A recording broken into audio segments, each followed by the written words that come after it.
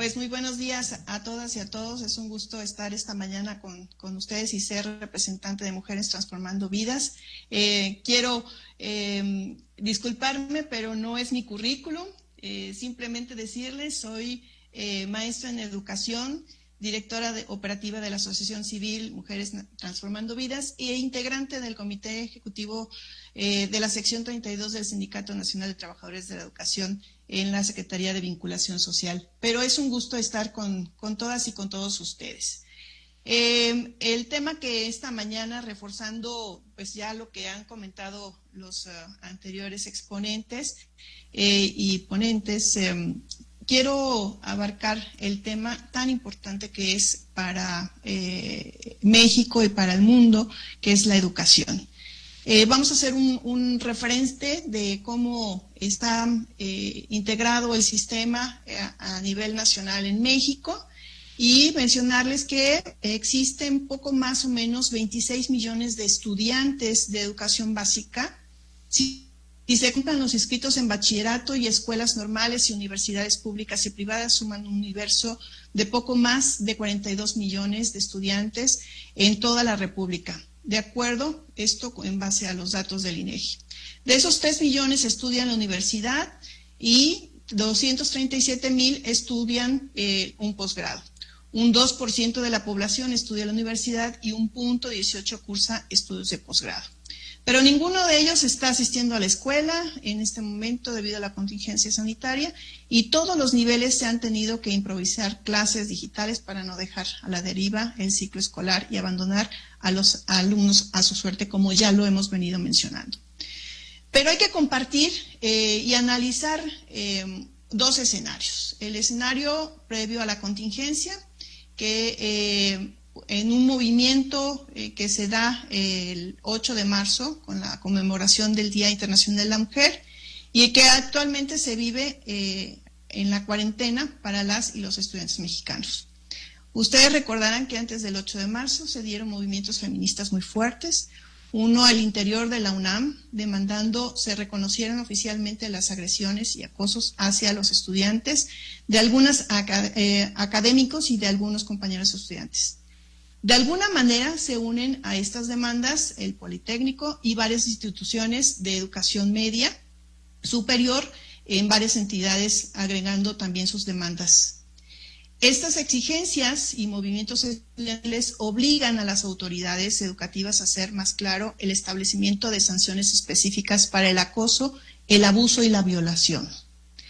En varias entrevistas, las alumnas hacen ver que los casos de abuso sexual, los crímenes contra las mujeres y la inseguridad dentro de la UNAM no son nuevos. Y muy a pesar de que en el 2016 se activó el protocolo contra la violencia de género en la universidad y desde entonces ha habido 1,104 denuncias por abuso y acoso sexual, de las que se han procesado menos de la mitad. Desde 2018, 6 mujeres han sido asesinadas en la UNAM. Por supuesto, los resultados han sido muy variados, aunque la constante ha sido que los resultados no han sido propiamente los esperados. Pongo este ejemplo, que es la máxima casa de estudios en México, que de cierta manera es de partida una institución que tiene las posibilidades legales, infraestructura y autonomía para poder enfrentar la violencia de género. El 8 y 9 de marzo son históricos en el movimiento feminista. Marcharon millones de mujeres en toda la República Mexicana. En su gran mayoría pudimos ver la presencia de mujeres jóvenes, de mujeres estudiantas. Las consignas generales de este magno movimiento: feminicidio, desapariciones, injusticia, autoridades corruptas, violencia de género en las instituciones gubernamentales, desigualdad salarial, violencia política, acoso sexual en las calles y en las escuelas, violencia física o psicológica, obstétrica, siendo estas solamente algunas.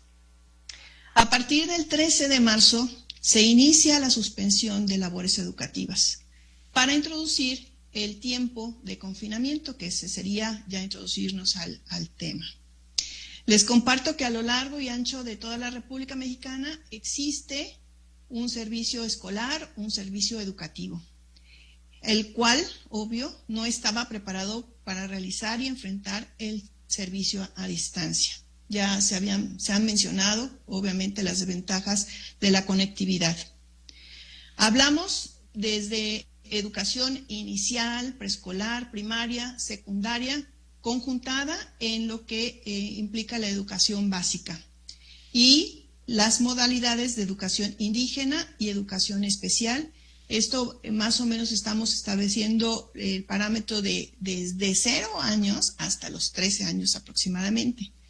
Educación media superior con bachilleratos y la universidad, como ya lo mencionamos, no restándole importancia también a todos los servicios de educación para adultos, el CONAFE, misiones culturales y algunos otros programas que cada entidad tiene establecidos, obviamente, para impactar lo educativo.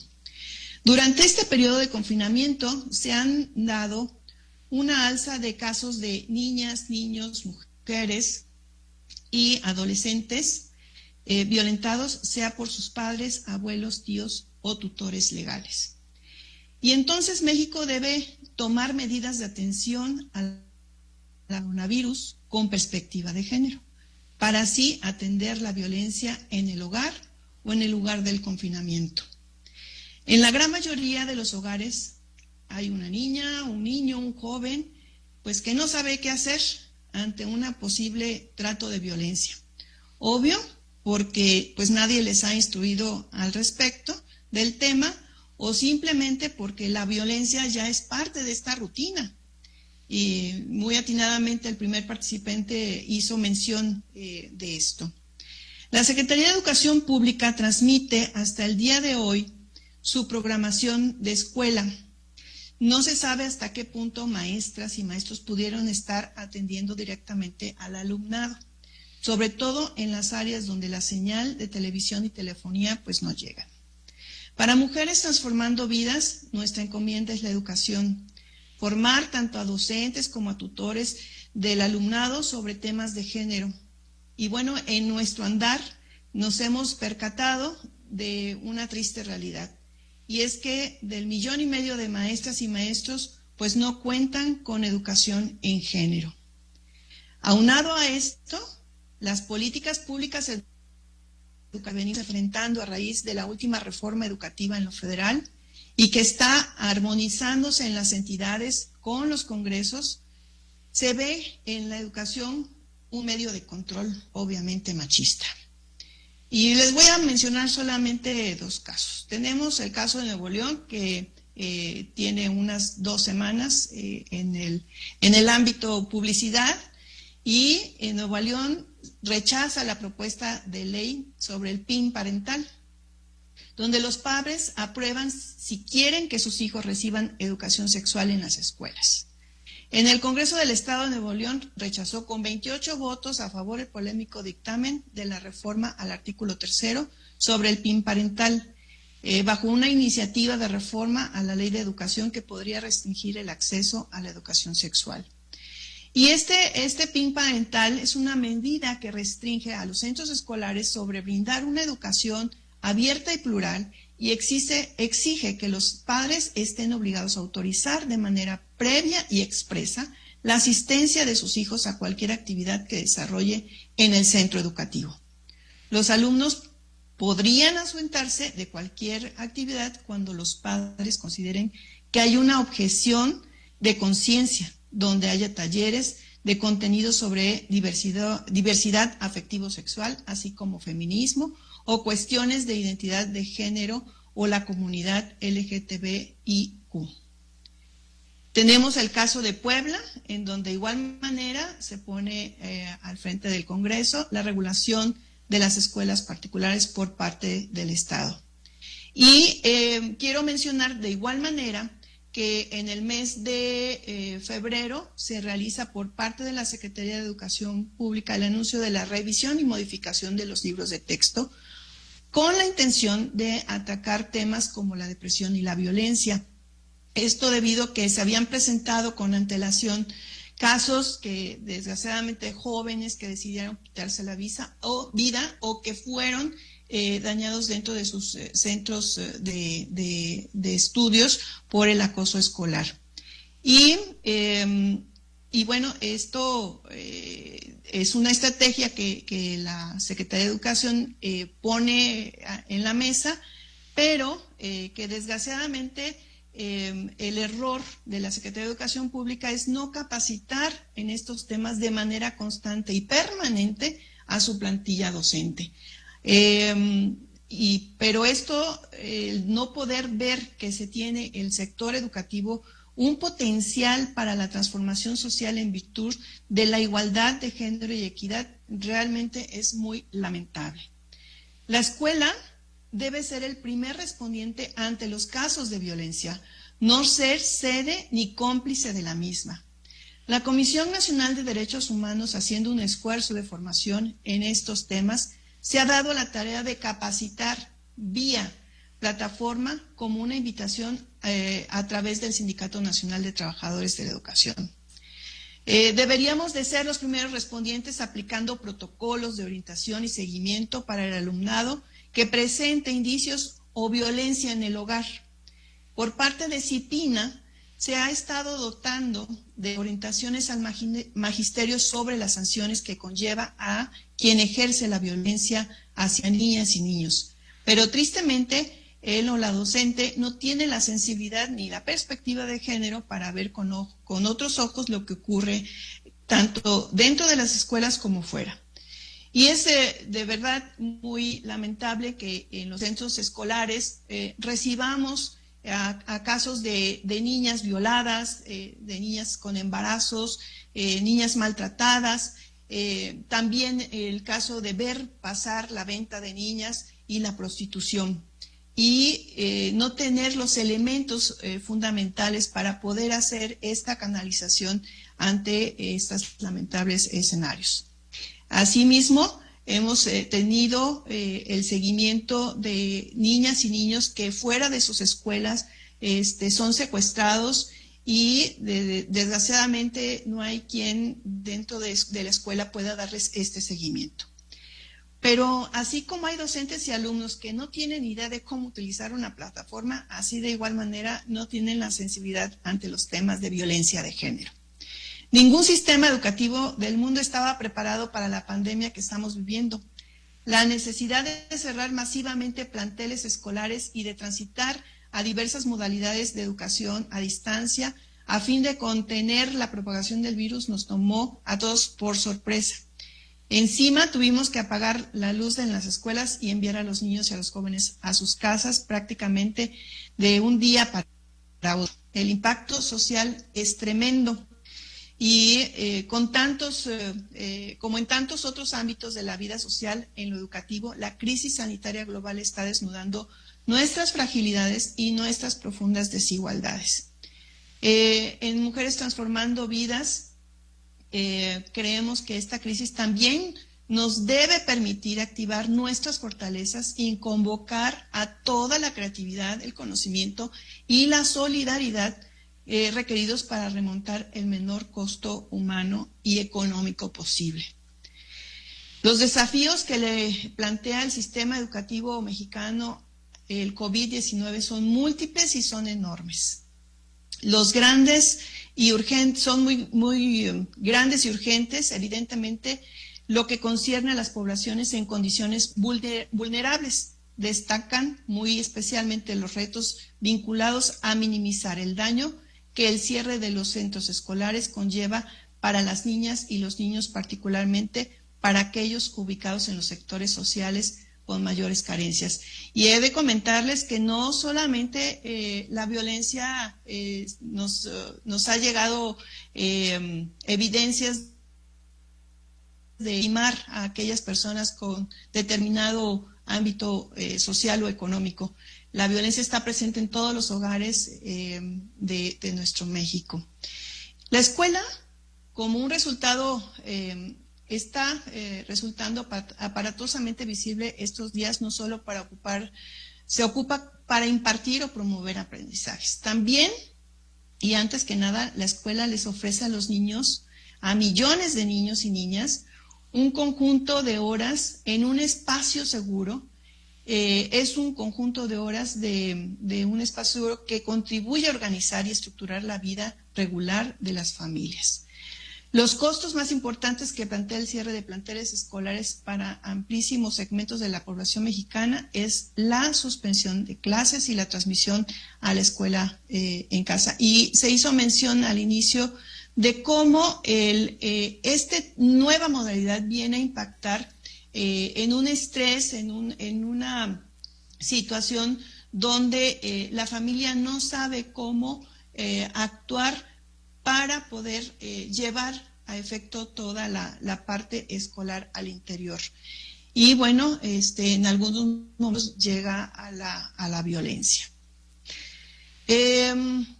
Tenemos tareas, y tareas muy urgentes. Hay que hacer y diseñar instrumentos y acciones de emergencia buscando que esta violencia pare. Y pare quiere decir tanto dentro y fuera de las escuelas, porque esta pandemia algún día terminará.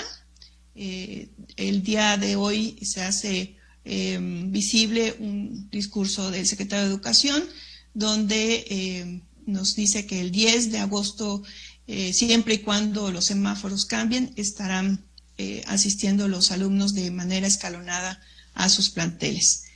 Pero no hay una varita mágica que ayude a resolver este problema.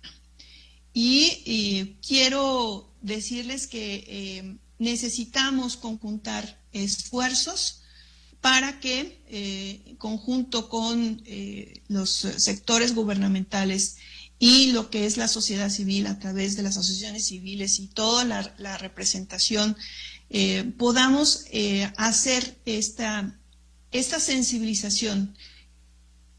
Creo que la capacitación del docente en la perspectiva de género es fundamental para que la experiencia pedagógica cotidiana pueda solventar mucho de lo que la violencia está emergiendo en estos momentos. Se ha malgastado muchísimo dinero en muchas estrategias, no están reflejadas en lo que en estos momentos quisiéramos poder tener al alcance de cómo solventarlo, y necesitamos que los congresos, que las políticas públicas no limiten cada vez más los programas educativos con perspectiva de género. Es lamentable ver cómo ante un referéndum que mandan para que todos se suspendan, todos los fideicomisos y programas que de cierta manera no están visualizando las autoridades, son básicos para el desarrollo de estos temas. Hacemos ese llamado para que la política pública sea con esa perspectiva, ponernos los lentes y ver que necesitamos un ejército que llegue en toda la República Mexicana. Y el magisterio es parte de ese medio en el cual pueda ser transmisor, pueda ser el que genere esa transformación social.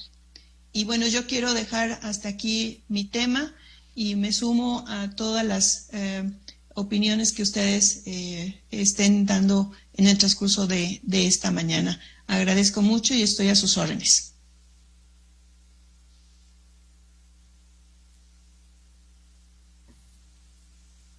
Doctora, la licenciada Rosy Pimental menciona que es indispensable reconocer la necesidad de la transformación pedagógica del derecho y de la educación.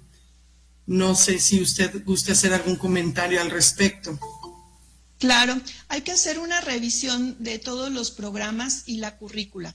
Necesitamos meter esa transversalidad de género que nos permita que quienes estén frente a los grupos tengan obviamente la oportunidad de hacer esos cambios y no generar una transmisión de estereotipos como se ha venido haciendo, porque la formación de estas generaciones que estamos ahorita frente a los grupos, pues obviamente no tuvimos esa formación de con perspectiva de género. Entonces tenemos que hacer una reingeniería en el sistema educativo que permita obviamente esta parte de transformación hacia nuestros educandos. Muchísimas gracias. Permítame un segundo, por favor.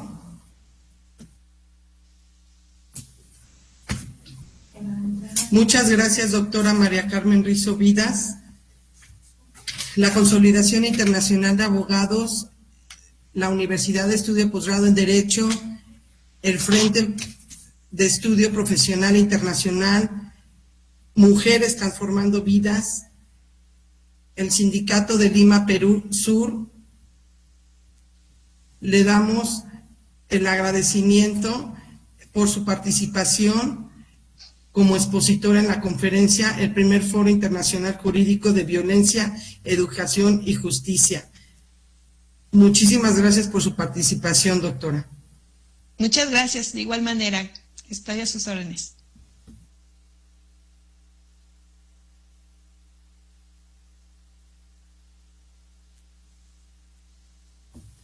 Daremos continuidad a este foro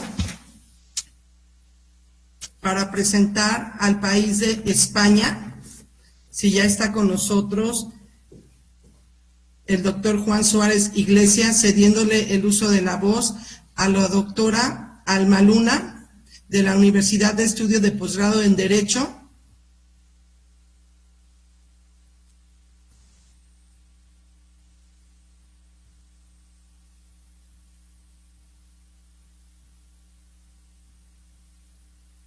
¿Se encuentra por ahí la doctora Alma Luna?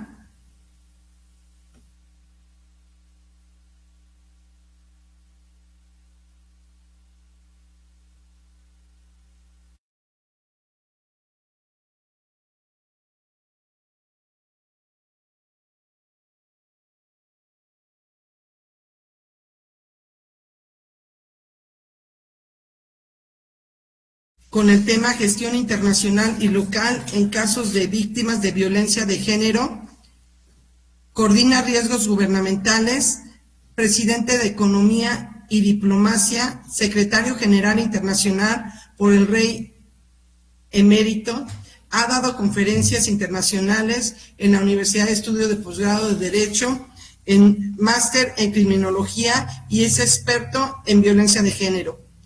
Doctor, ya está por ahí para que dé inicio a su ponencia con el tema Gestión Internacional y Local de Casos de Víctimas de Violencia de Género. Gracias, doctor.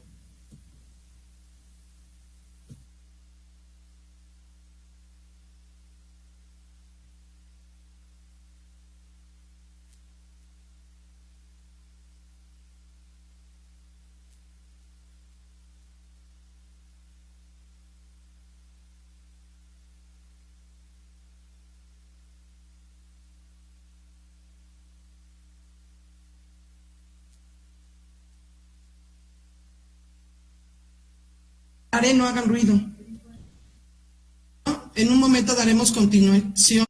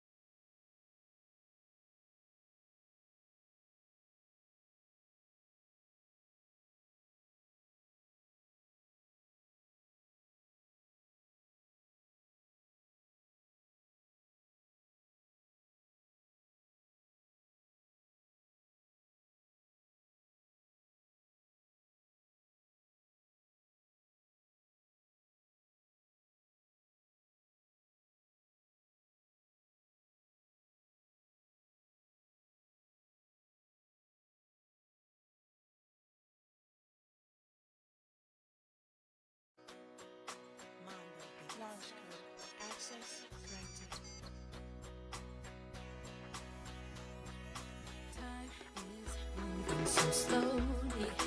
I'm ready to get out of here. 20 minutes, they'll be waiting for me by the pier. Daydreaming as if I am already there. I've waited so long for a night like this, where we can stare at the sky and pick stars like fish. Play on the moon till the sun comes out for a kiss. Yeah. Hold on, put your hands to the sun. On, go ahead and feel the breeze. Know that you are so at ease when this is your favorite place to be. Summer on the beach.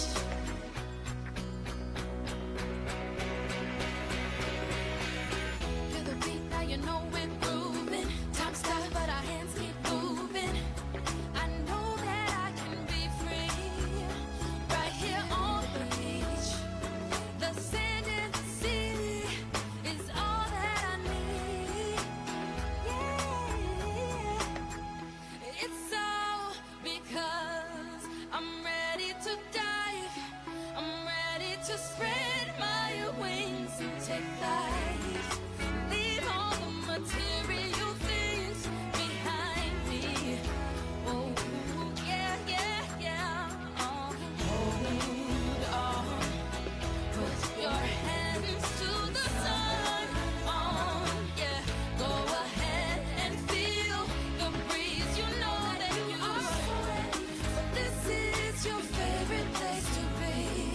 Summer on the beach. Hold on. This is your favorite place to be. Go ahead and feel. You know, hey, favorite place to be. Summer on the beach.